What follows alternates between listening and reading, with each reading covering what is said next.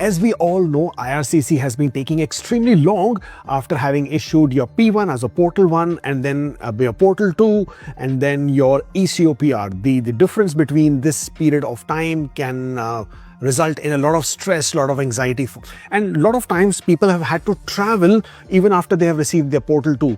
Now, what usually happens is that you should be physically in Canada in order to complete your virtual landing process. And by issuing your eCOPR, then IRCC confirms that you are now a permanent resident in Canada.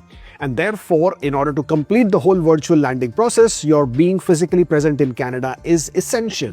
However, what has been happening is that because of the elongated time periods between the P2 or the Portal 2 and your eCOPR being issued, a lot of people have had to travel on emergencies or for other matters as well.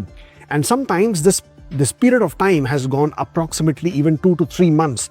Now, what has happened then is that when people travel outside Canada, then once they're outside Canada, they get their eCOPR, then resulting in more panic, more confusion, more chaos as to are they a permanent resident or are they not? Well, IRCC in the recent mailbox response to the authorized representatives have confirmed that if you were issued your eCOPR after Portal 2 and you were not in Canada, then that was done in error. However, as per the IRCC, there are no provisions to revert back your PR status. Therefore, you will continue to be PR. So that's the good news. That's the relief part, that even if you are issued your eCOPR while you were outside Canada, you continue to be permanent resident. So please do not panic. There is nothing to worry. However, if in order for you to return back to Canada, you must apply PRTD or permanent resident travel document.